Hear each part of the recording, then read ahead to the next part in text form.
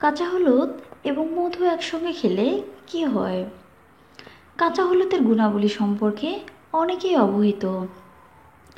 আয়ুর্বেদেও হলুদের উপকারিতার উল্লেখ রয়েছে। যে কোনো ইনফেকশন হলে কাঁচা হলুদের জুড়ে মেলা ভার, ত্বকের সমস্যা, লিভারের সমস্যা, পেশির সমস্যা, কেটে যাওয়া বা ছিঁড়ে যাওয়ার জন্য হলুদ উপকারী।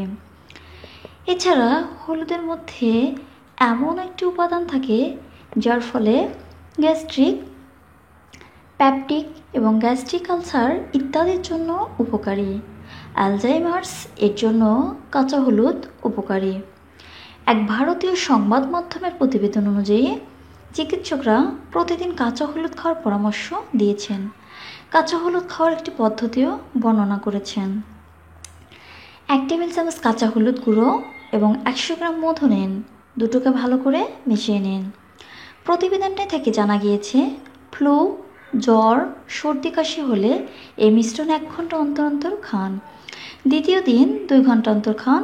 রোজ অন্তত 2 বার হলুদ মধু খেলে উল্লেখিত রোগগুলি থেকে রেহাই পাওয়া যাবে। চিকিৎসকেরা জানিয়েছেন এই মিশ্রণ অ্যান্টিবায়োটিকের কাজ করে।